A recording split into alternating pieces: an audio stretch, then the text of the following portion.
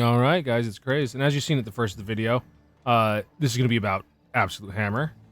One of the reasons why is daggers can use it, and I've been making dagger builds this season.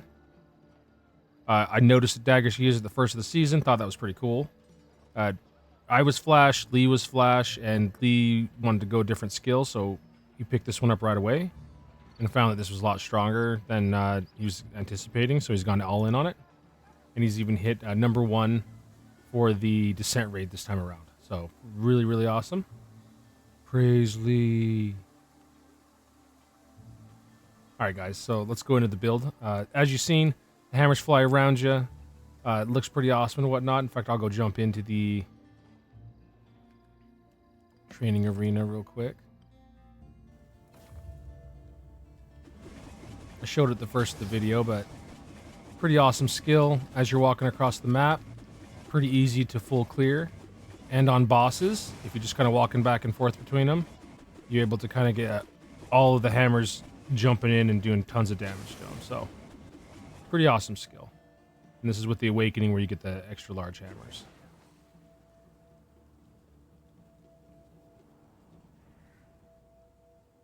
As for the build here, once again, this is going to be a Seftar's Longing build with the guaranteed critical hit against stun targets. Transcendent Surging Knowledge to help with the mana and all of the other benefits, such as the maximized damage and whatnot. And those are the only Transcendent uniques he has on right now. This isn't required. Seftar's Longing isn't required. It just makes it so that the flow of the build's a lot easier. So if you can get your hands on something like this, the hammers works really well with it.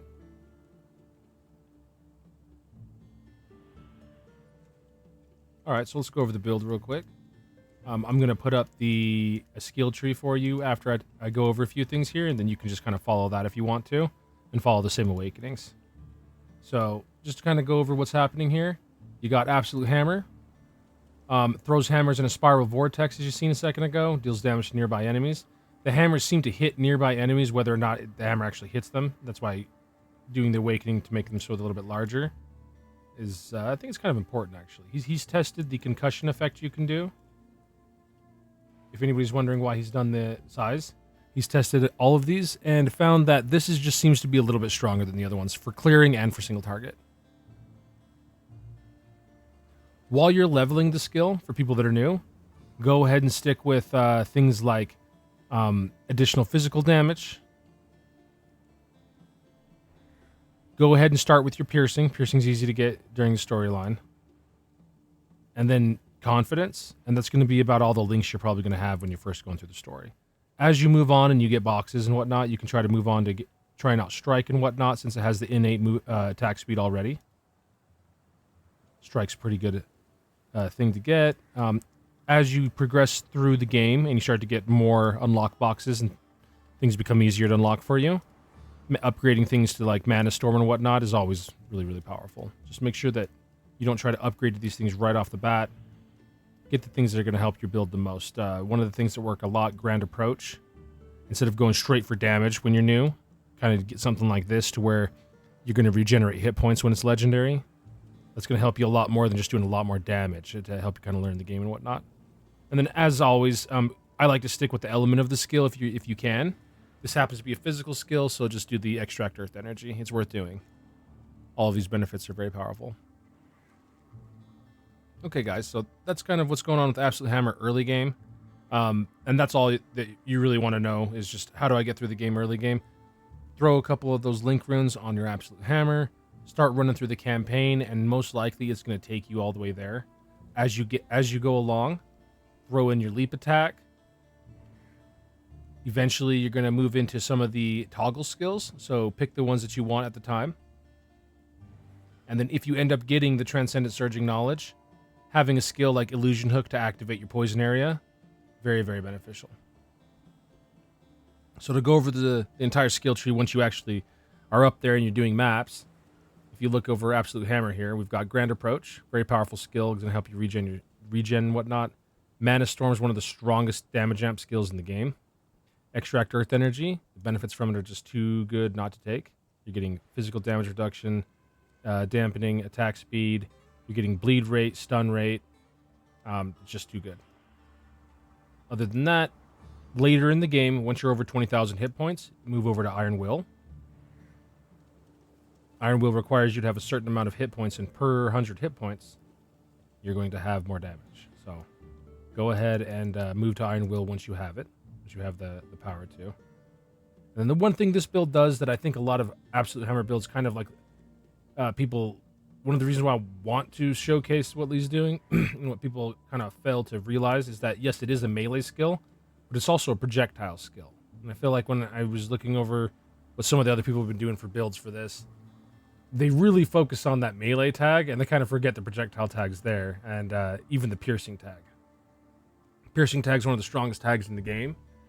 It allows you to put pierce on here. The damage amplification per pierces is extremely powerful. It's hard to get skills that can scale like this, and especially with the amplification per pierce count.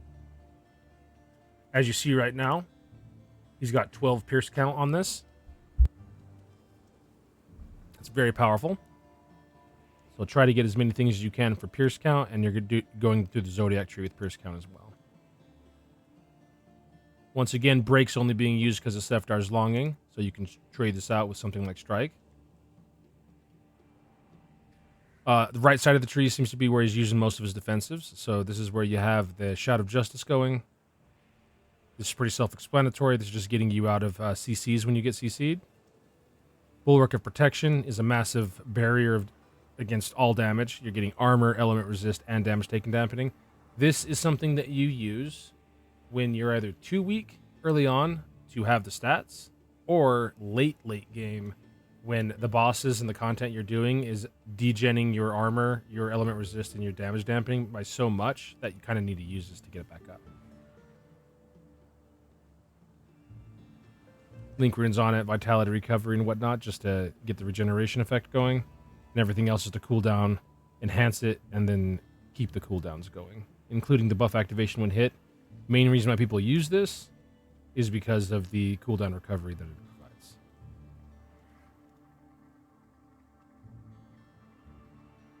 Other than that, over here, movement skills, leap attack. You can use what you want for this. He's using leap attack because he likes to land on a group of creatures, stun them, and then just start throwing the hammers out. And once again, Sefdar's Longing with all this extra stun. Very nice. And the knockback. Seal of Striking. One of the strongest seals in the game. Pretty easy to tell people to go with that one. Seal of Dodge. When you do Seal of Dodge, the dodge rating's great, but a lot of people are kind of mainly activating this for the max attack dodge, max spell dodge, and the perfect dodge chance when you do the Awakening. Down here, we got Counter Attack. Counter Attack is putting pain effect up. Nice way to get pain effect up. It also increases some of your stats, your dodge rating and whatnot, and hits all the creatures real quick. Usually puts a big stun on him real quick, the way he's spec'd. So, very nice. And it's also activating Center of Gravity. You see he's using Center of Gravity twice. Once to maintain the stacks when he's moving. The other one to get maximization damage per Center of Gravity stack. And these do work well together. Other stuff going on here is Illusion Axe. Illusion Axe is used to put up debuffs and to stun the enemies when they get close to you, pretty much. So we've got lower armor on it. This is the debuff it's putting up. It's also getting the Center of Gravity stacks. You can add as much as you want to Illusion Axe to enhance it as much as you want. He's just using the 2 right now. Poison Explosion, just for the poison energy. This is something he's mentioned to me he might change out. So if you don't really want to put this into your build, don't have to. Not really that required. And then the last stuff here set up is mainly set up because of Sefdar's Longing. This is where you use Illusion Hook to hit the whole screen, stun it, drag in the creatures on top of the poison area. And then the poison area has this Transcendent Surging Knowledge effect. Very, very powerful stuff. Last thing here, a lot of people don't think about. I've seen a lot of people decide to do the melee amp skill for increasing the damage for their hammers. That's smart early game. But as you progress into late game, I would definitely move to using the piercing link rune along with the marksman attack enhance. Marksman attack enhance is going to increase your projectile damage, your hit rate, and you really don't need the attack speed because this has the innate attack speed amplification already, and from the melee skill.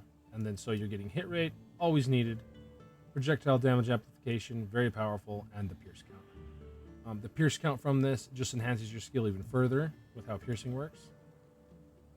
So very powerful skill. I recommend using this over any other enhanced skill. And then all he's done here is just enhance the enhanced skill as much as you can. So he's got the enhanced effect, increased duration, versatility, time acceleration for the cooldown. And then we've got the totem activation upon using an enhanced skill. And the totem of choice is just weakened totem. Alright, so I'll put up the skill trees there. You can pause it if you want, and you can use whichever awakenings you choose. But if you wanted to go the same thing he was doing, those are the awakenings he did. Alright guys, next few things, and just a really quick video on how it goes. So, not going to go over anything too dramatically.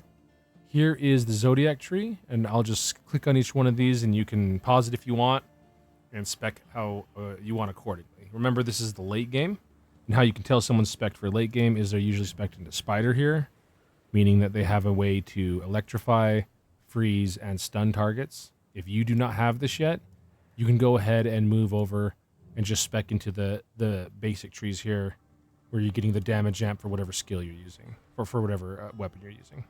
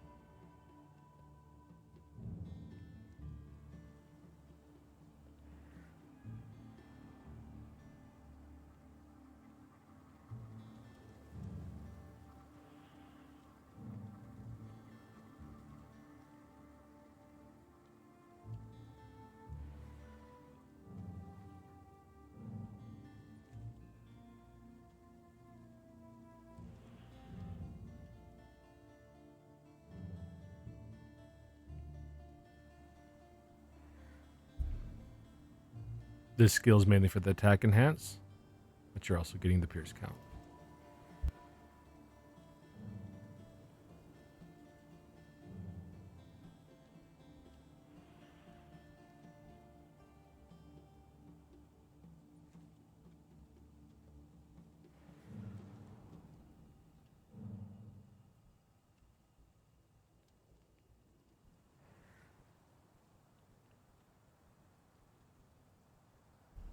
Very good example of how you can double dip in the tree, projectile and melee.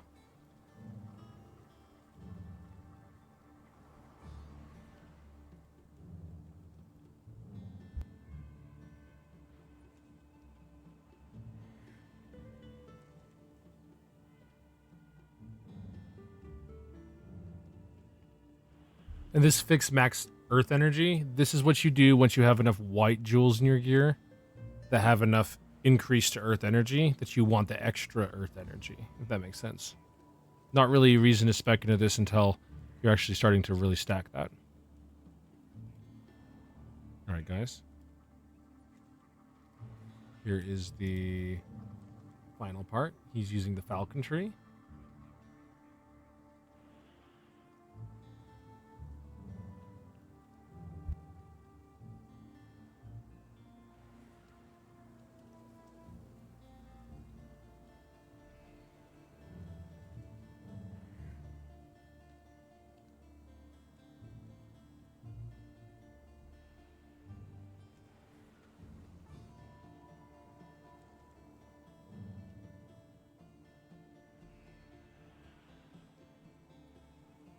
All right. Last part of the stuff for the build here. We've got the relics. Whereas relic here, he's mainly keeping sensory stimulation up with the sanctum effect. This interacts with every other sanctum effect in the game. And if you end up getting the Gold Robber's Ring, which gives you Sanctum effects. Very powerful. Spica here, mainly for the enhanced Earth energy and the fixed maxed Earth energy. And sometimes it's nice to use the Pulverize effect. Mirzetti is just for the enhanced potion effect. And Boreal's a good final one to start using towards the beginning of a season, just because it enhances HP. And then eventually it leads us to stun rate.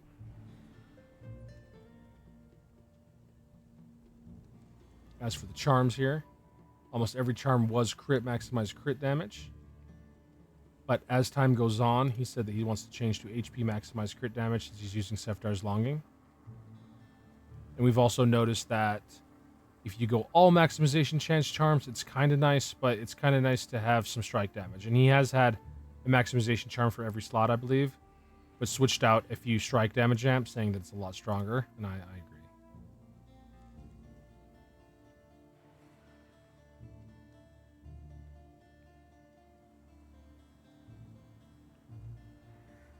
Now, if you're first doing this, just to explain this, crit rate is stronger. The HP that he's doing, this is because of the Seftar's Longing. I want to reiterate that for people that don't understand what's going on there. I want you to accidentally copy something and not know why you're not being able to crit or do enough damage. Then here's the Chaos Star. Maul, Boreals, and Leos.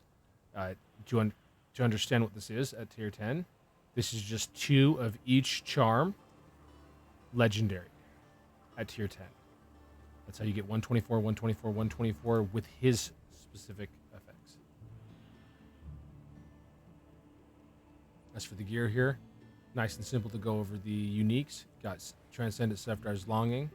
This is just in there because of the way it interacts with the Illusion Hook and the guaranteed critical hits. Transcendent Surging Knowledge is an extremely powerful necklace with maximization chance and a very powerful effect of giving you all of your mana back pretty much every time you hit, along with this where it says powerful effect.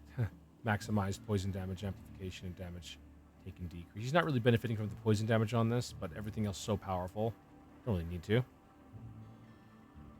Girth of Harmony, one of the strongest belts in the game. If you end up getting one, great. If not, don't worry about it. You can craft a pretty good belt with some HP amp and stuff. Alright. For the rings, he's using Gold String of Possibility. This is for the Overpower effect. This is one way to get Overpower effect into your build. Once he has Overpower from any other means, he's going to take this ring off. As you can tell, he hasn't even put jewels in it yet. But in the meantime, if you want Overpower effect or any of those effects that these rings have, go ahead and use one. 3 hoops is increasing the Overpower effect, but the main thing here is the stats. The stats that 3 hoops provide are massive and help you with your build. Alright, so that's the unique side here. Here's the weapon. Here's the kind of weapon you're going to want to use. He's using the Vanished Starlight Scepter, attack and spell damage. As for stats, attack and spell damage. And attack and spell damage for the suffix.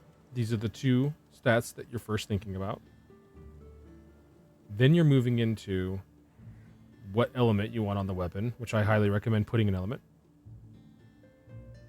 Next stat you care about is your maximized or critical damage. Both of them are fine. Whichever one you roll, you go with.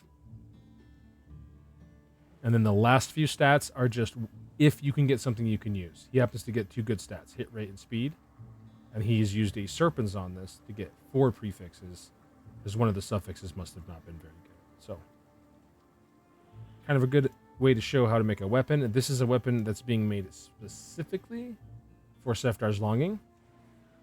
If you're not there yet, you're going to want crit rate on the weapon. Most likely he used the Serpents to move the... In fact, he did. So he used the Serpents to move the crit rate up into a prefix, hoping to get something.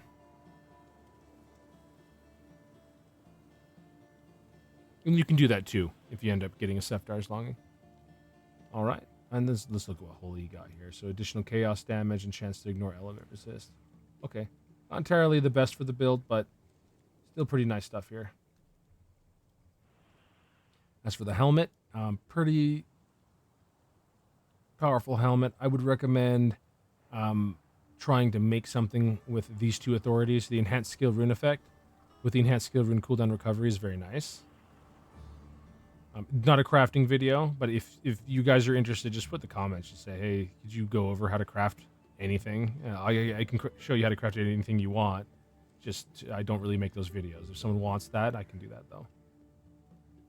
Okay, so here's the shoulders. Very, very nice shoulders. So T35, I recommend doing the enhanced potion effect projectile damage shoulders every time if you can.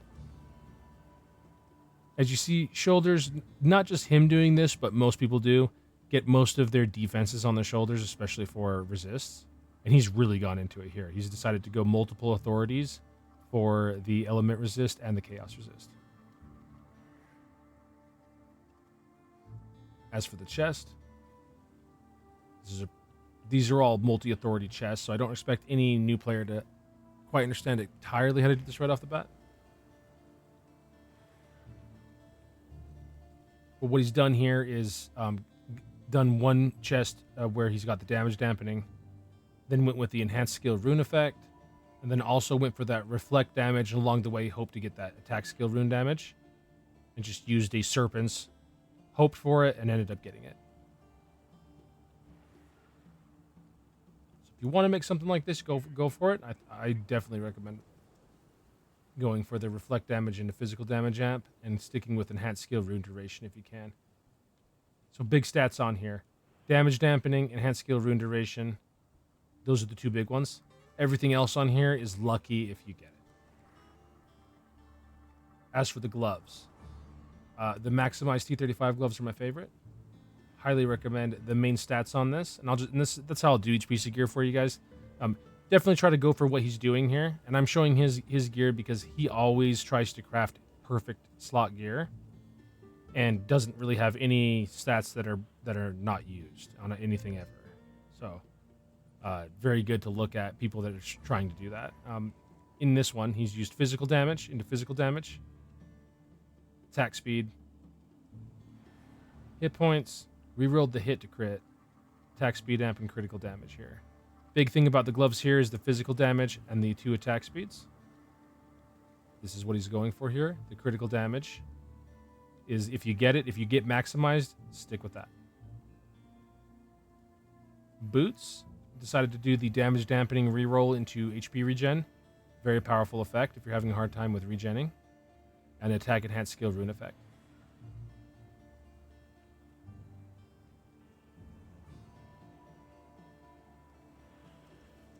All right, that's really easy. That's all the gear is here. The Lacrima is a Spica's Regret mixed with a one-handed unique, which he went with Hamal's Harvest. If you have a one-handed unique Lacrima, I think this is very powerful. You get the fire, the cold damage, and the damage amp. It's great. And the two-handed crafted weapon. So if you want to craft a two-handed weapon, there's no way to know what Lacrima you're going to have or use for most of the season here. So if you get something like this, that's great. You don't have to copy what he's doing. Just go with the Lacrima you have. If you do get crafted two-handed weapon, here you go. Highly recommend. I've made one similar to this, so you definitely want to do this. Damage amplification, reflect damage rolled into damage amplification, and then your critical or your maximized damage at the end. Lightning pen, it was an accident. Looks like he tried to take a prefix, ended up getting lightning pen down here. What are you gonna do?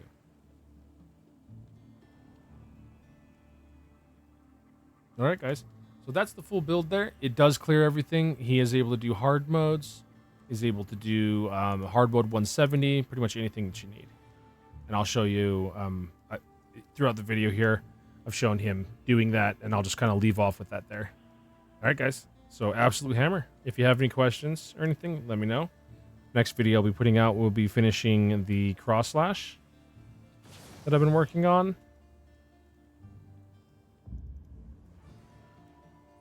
Also be releasing the finalized flash that we were doing, some Blades of Death, and some Deadly Poison Claw.